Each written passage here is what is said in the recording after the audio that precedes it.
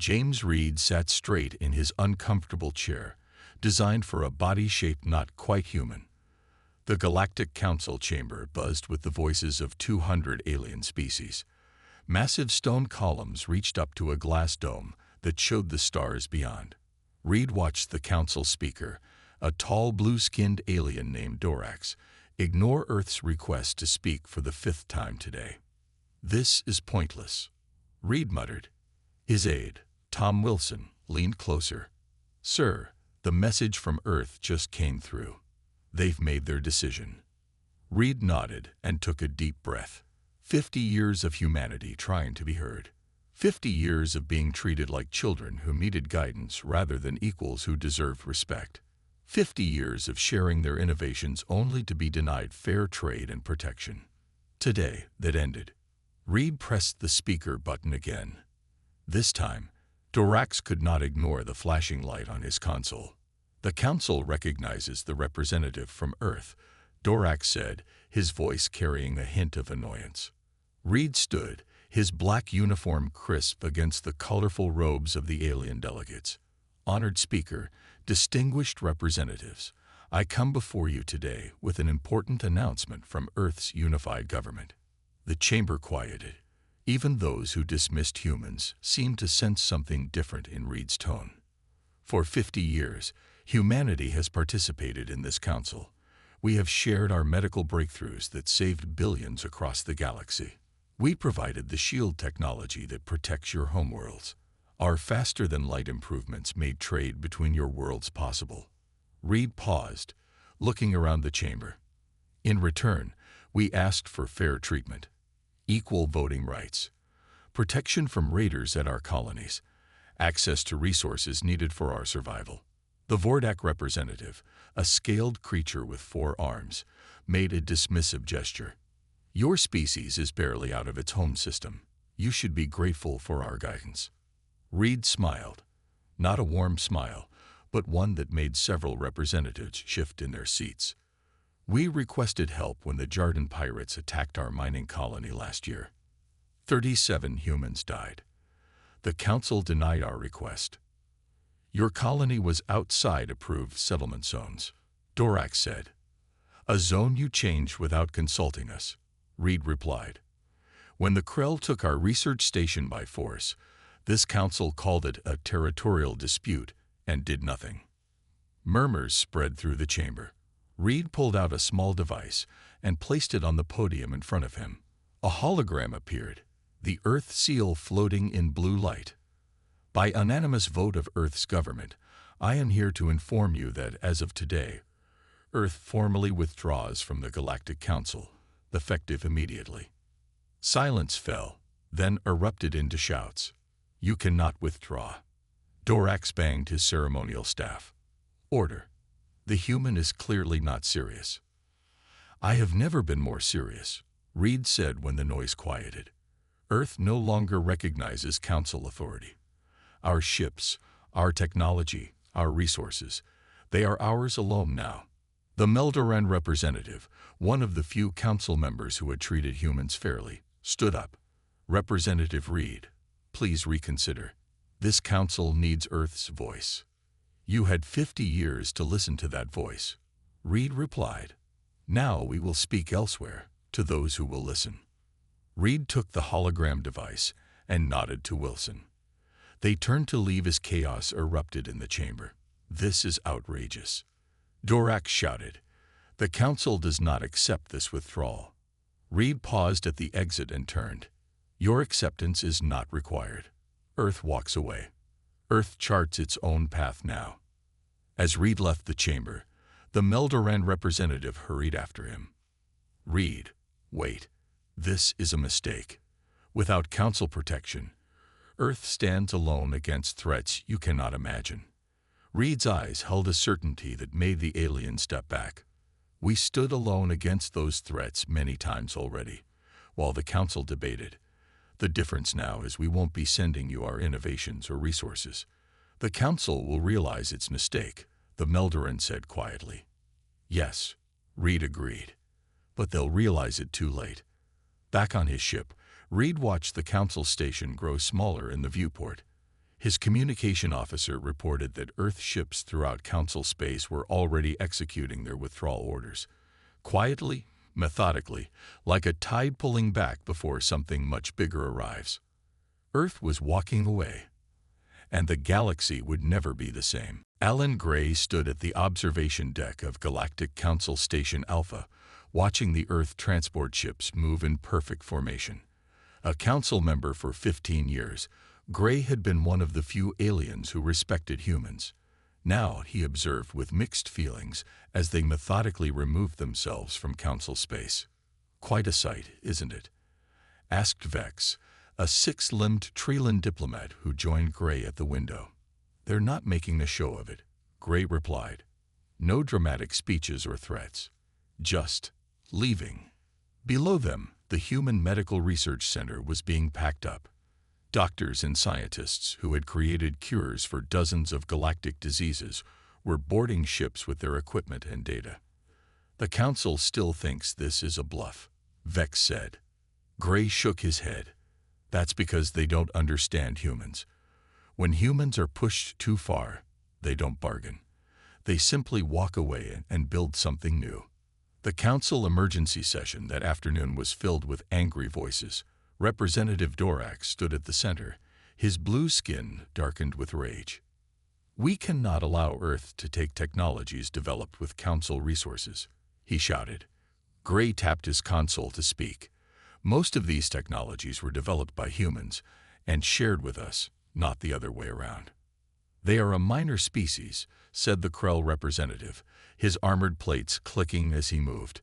"We should send ships to blockade their system until they return to the Council." Gray displayed a chart on the main screen. "This shows human contributions to Council projects over the last 50 years. Their medical advances alone have saved billions of lives across Council space." The Vordak representative waved a dismissive hand. "There are thousands of species in the galaxy. One primitive world leaving changes nothing." "I suggest caution," Gray replied. "Humans appear simple, but there's a reason they advanced from primitive technology to space travel in less than 300 years. His warning fell on deaf ears. The Council voted to demand Earth's return, with only Gray and a few others opposing. 3 days later, Gray received an urgent call from a Council research station. "The medical fabricators have stopped working," the station director said, panic in his voice. "The human technicians left, but they assured us everything would function normally." Gray checked the reports coming in from across Council space. Life support systems on space stations faltering. Military ships experiencing navigation failures. Agricultural domes showing reduced yields. In each case, the pattern was the same. Human engineers had maintained these systems for decades. Without them, hidden flaws were emerging. Flaws that only humans seemed able to fix. Gray brought these reports to the Council, only to be ignored again. "They've probably sabotaged our systems," the Krell representative said. "No," Gray corrected. "This is worse. They built systems so advanced that we came to depend on them without understanding them. They didn't sabotage anything. They just stopped hiding how much we needed them." The Council sent Ambassador Marcus Wright to Earth with demands. The human returned a week later, his face expressionless as he delivered Earth's response. "Earth says, we're done being ignored." That was all. No threats, no negotiations. Gray walked to his office and studied the latest intel from the Sol system. Earth had established a defensive perimeter of ships and automated stations. Behind this shield, they were building something massive. Structures that dwarfed anything in Council space. His assistant entered with more reports. "Sir, Council trade is down 20%. Medical emergency calls are up 40%. And pirates are attacking our outer colonies now that human patrols are gone." Gray stared at the image of Earth's solar system on his screen. The once open channels now broadcast only automated warnings. "You are approaching Earth sovereign space. Please maintain your distance or face defensive measures." "They're not coming back, are they?" his assistant asked. "No," Gray said quietly, And the truly frightening part is that we're only beginning to understand what we've lost. In the darkness of his office, Gray sent a private message to Reed, his human friend. The council still doesn't understand. How bad will it get? The reply came hours later, just 3 words. They'll see soon. Gray looked out at the stars and wondered what Earth was building behind its new walls, and what would happen when those walls eventually came down. 6 months after Earth's withdrawal, the Galactic Council faced a new reality they were unprepared for. In the great medical center on Velar Prime, Dr. Tren looked at the empty supply cabinets with growing panic. The special medicines that humans had created to fight the melding sickness were gone. The last doses had been used 3 days ago. "What do we tell the patients?" his assistant asked. Tren had no answer. In the waiting rooms, people from 12 different species sat hoping for treatment that would not come. This scene repeated across council space. The small things failed first: maintenance systems, specialized medicines, agricultural supplements. Then came bigger problems. On the council station, Alan Gray reviewed the latest crisis reports. Trade was down 60%. Pirates roamed freely through shipping lanes once patrolled by human vessels. 3 minor species had already followed Earth's example and left the council. "Counselor Gray," his assistant said, entering his office, "the emergency meeting is starting." Gray nodded and made his way to the council chamber. The room was different now. Many seats empty, the remaining representatives arguing loudly. Dorax called for order, his once commanding voice now strained. "We face unprecedented challenges," Dorax began, "but we must remain united." The Krell representative slammed his armored fist on the table. "The humans have sabotaged us. We should prepare for war." Gray stood. "The humans sabotaged nothing. They simply took their knowledge and left. We are experiencing what life is like without their contributions." He displayed a hologram showing declining council productivity. Human engineers maintained our deep space communications. Human doctors created 40% of our advanced medicines. Human scientists solved problems we couldn't. And we treated them like children. The Meldoran representative spoke next. "My world has lost 3 colonies to raiders. The human patrols that once protected our trade routes are gone." Dorax looked older than he had 6 months ago. "Perhaps we were hasty in our judgment of Earth. Perhaps." Gray laughed without humor. "We needed them far more than they needed us." The council voted to send a diplomatic mission to Earth. Ambassador Marcus Wright would lead it, carrying real concessions this time: voting rights, protection guarantees, resource access. As Wright prepared to leave, Gray gave him a data chip. "Show them this. Proof that some of us always respected them." Wright nodded. "I'll do my best." A week later, Wright's ship returned alone. The ambassador looked defeated as he addressed the council. "Earth refused our offer," he said simply. "Did they make demands?" Dorax asked. "No demands. They said it's too late." Their exact words were, "The council had 50 years to treat us as equals. We've found new friends now." This caused an uproar. New friends? What does that mean? Several representatives shouted. Gray had been studying deep space scans of Earth's solar system. Now he displayed them for all to see. Massive structures orbited Earth and its moon. Energy readings showed power generation beyond anything the council possessed. While we debated, Gray said, "They built. And it seems they've been talking to someone else." The intelligence officer, Major Ben Miller, confirmed Gray's suspicions. "We've detected communications between Earth and the outer regions beyond council space." This news silenced the chamber. Beyond council space were unknown civilizations that had always refused contact. "Are you suggesting," Dorax said slowly, "that Earth is allying with outside powers?" "I'm suggesting," Gray replied, "that Earth may have found others who were also ignored by the Council.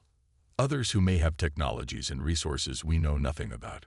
The Krell representative looked genuinely afraid now.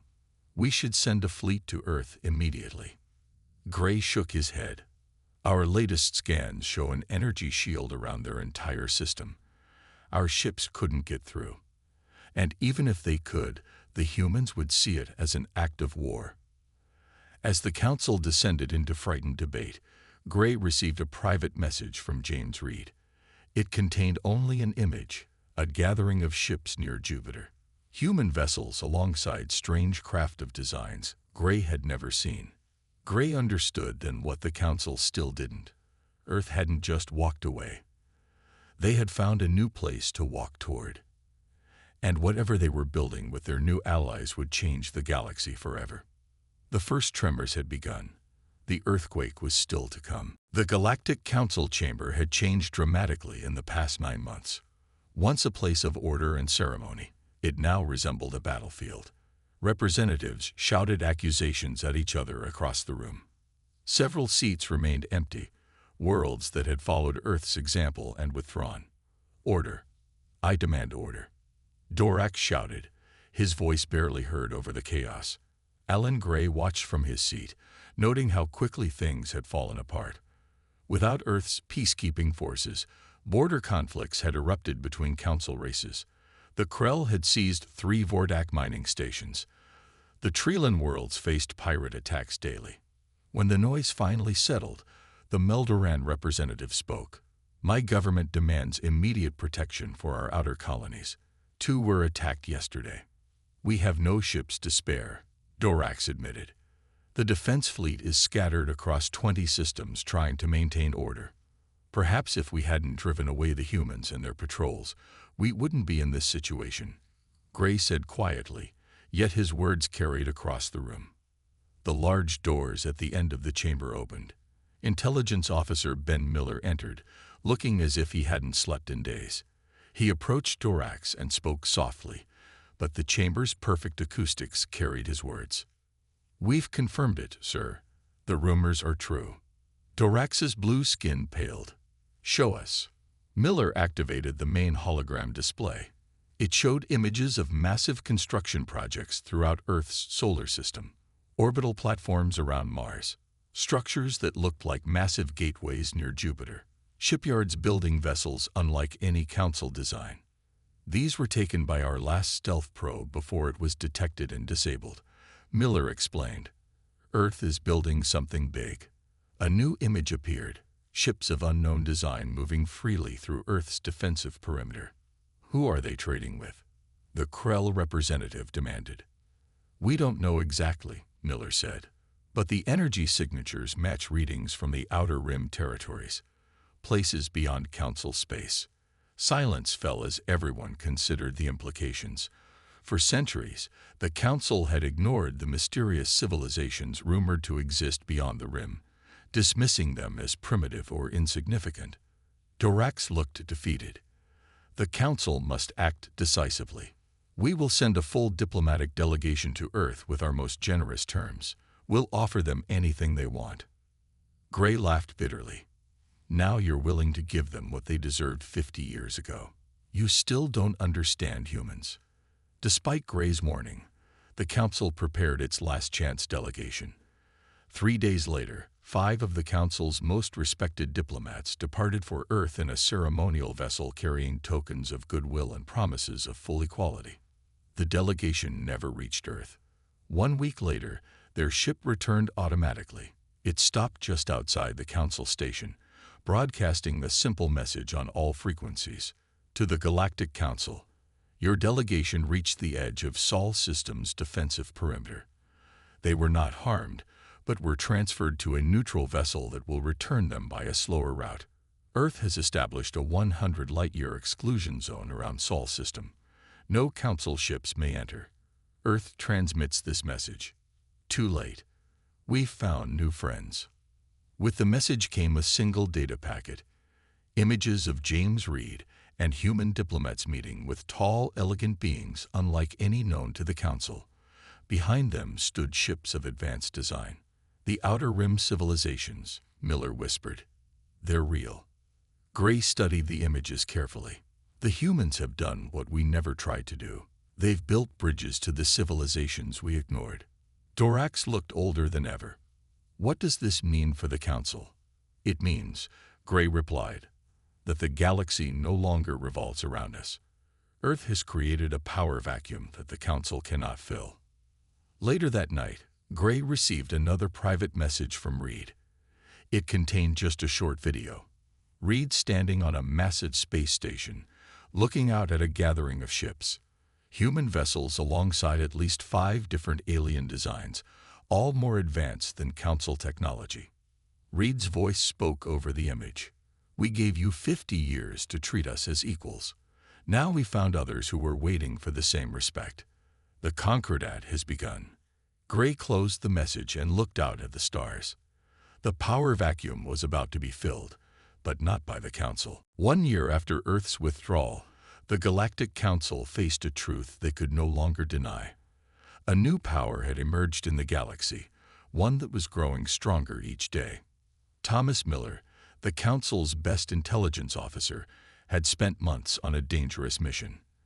Disguised as a traitor, he had traveled to the edge of what was now called Concordat space, the expanding territory controlled by Earth and its new allies.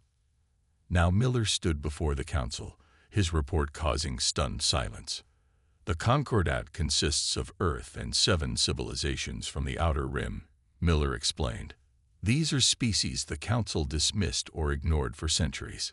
He displayed holographic images of these new allies, tall, graceful beings with iridescent skin, others that seemed made of living crystal, entities that shifted between solid and energy forms.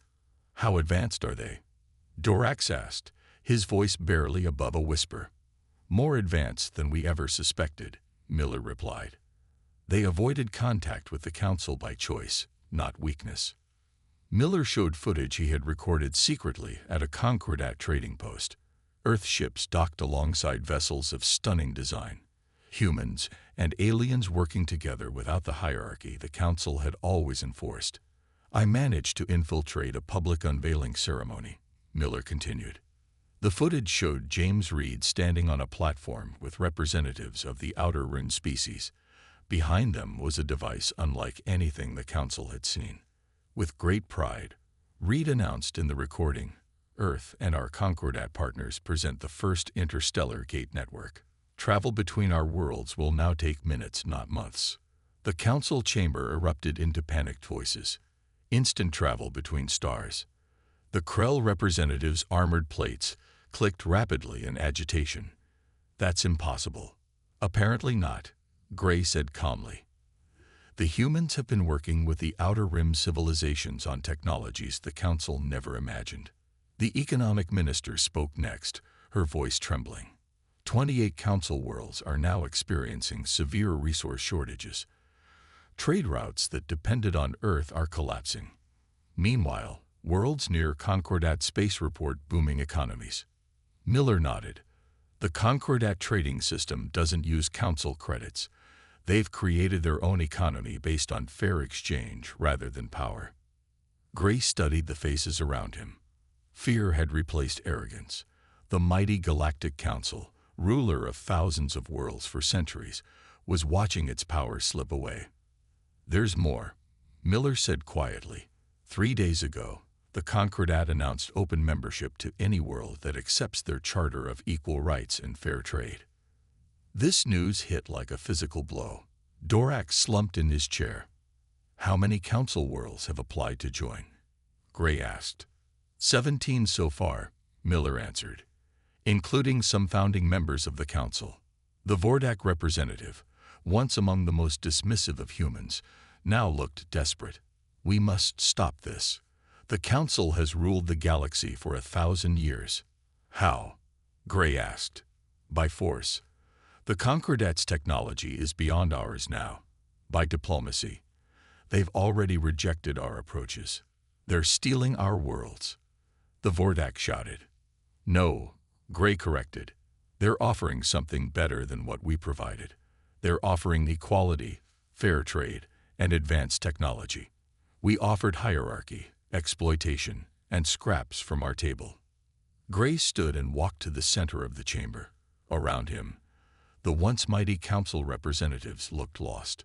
For 50 years, humans reached out to us as equals. For 50 years, we treated them as inferiors. When they walked away, we thought we were losing a minor species. Instead, we were losing the future. That evening, Gray received a secure message from Reed.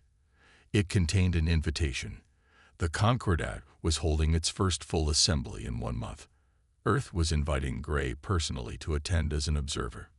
"You were one of the few who treated us with respect," Reed wrote. "The door remains open for those who wish to join as equals." Gray looked at the images of Concordat ships working together, at the interstellar gate that would change everything, at the faces of humans and outer rim species standing side by side without hierarchy. The Council had ruled through power and fear. The Concordat offered something different: cooperation and respect. Gray began drafting his response to Reed. The galaxy was changing. The Council had realized too late what they had lost when Earth walked away. But perhaps it wasn't too late for everyone. The emergency session of the Galactic Council began with a sound that would have been unthinkable a year ago: the alarm sirens of the Council station itself. The station's central systems were failing. Power fluctuated, making the Grand Chamber's lights dim and brighten in irregular patterns. The environmental controls struggled to maintain proper atmosphere. The human maintenance teams designed these systems. An engineer explained to the desperate representatives, "Without their knowledge, we cannot fix them." Dorax looked around the chamber. Only 38 representatives remained from the original 200. The others had either joined the Concordat or simply stopped attending as the Council's power faded. "We face the greatest crisis in Council history," Dorax said, his voice wavering. "The Concordat grows stronger every day. Our economy is collapsing. More worlds threaten to leave."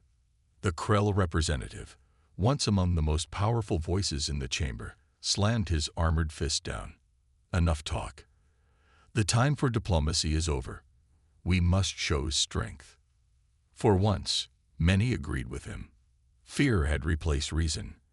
"I propose we gather our remaining military forces," the Krell continued. "We will send a fleet to Earth's solar system and demand their surrender." Gray could not believe what he was hearing. A military attack against technology we don't understand. This is madness. But fear had taken hold.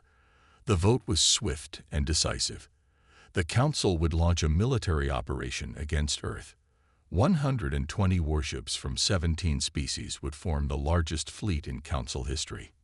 Gray sent an urgent message to Reed, warning of the Council's desperate plan, but received no response. The Concordat's communication channels had gone silent. 3 days later, Fleet Commander John Pierce led the massive Council armada toward Earth's solar system. Pierce was a veteran officer, but even he felt uneasy about this mission. "Sir," his second-in-command reported, "we're approaching Sol System's defensive perimeter." Pierce nodded. "All ships, battle formation. Prepare weapons, but do not fire unless ordered." The fleet crossed into Earth's claimed territory. For several minutes, nothing happened. Some officers began to smile, thinking Earth's defenses were just a bluff.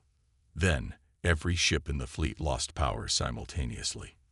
Emergency systems activated, keeping life support functioning, but weapons, engines, and communications went dead. On the main view screen, a message appeared.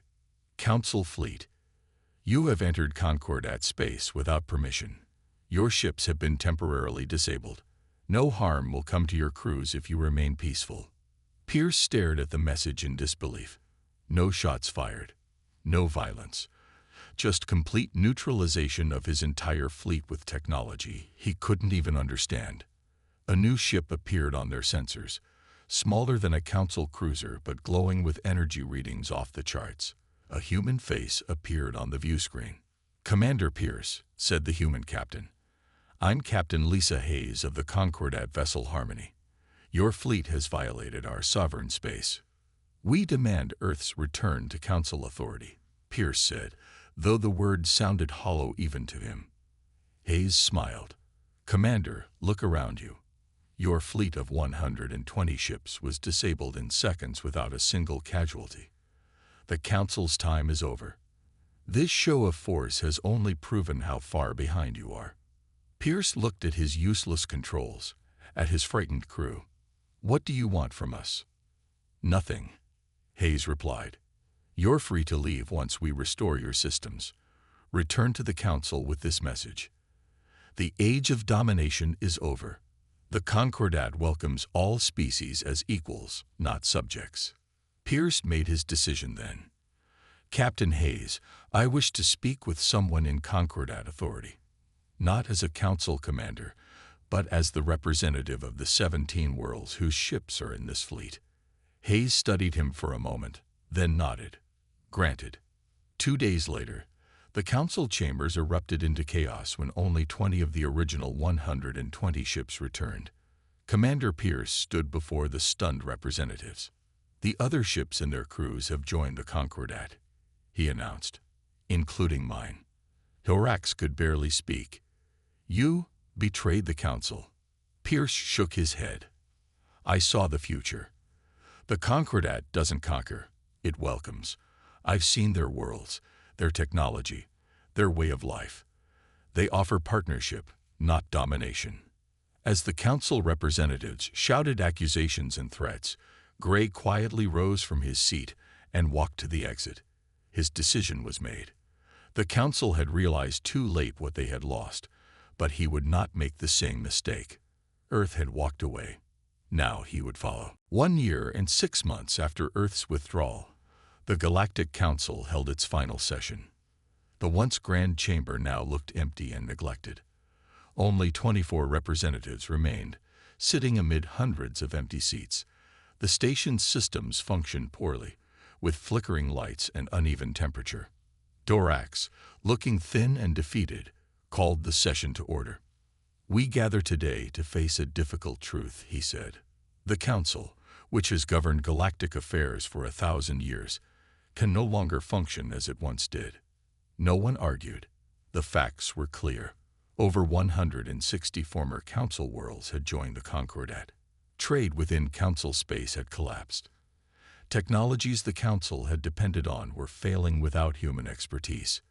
I therefore propose, Dorax continued, his voice steady despite everything, that we formally dissolve the Galactic Council. The vote was unanimous. After 1,000 years, the Council was no more.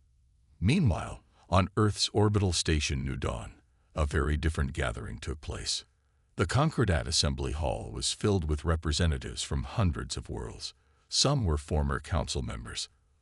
Others were Outer Rim civilizations that had joined Earth in forming the original Concordat.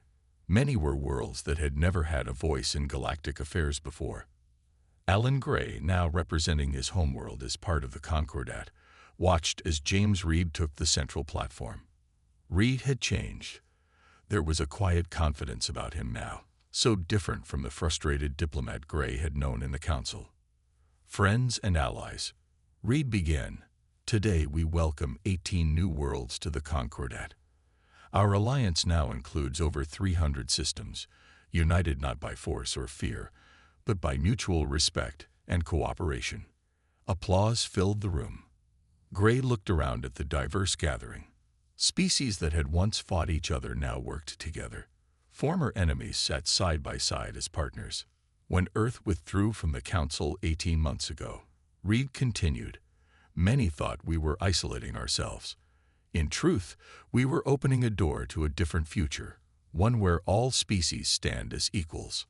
The main display activated, showing the massive network of interstellar gates now connecting Concordat worlds.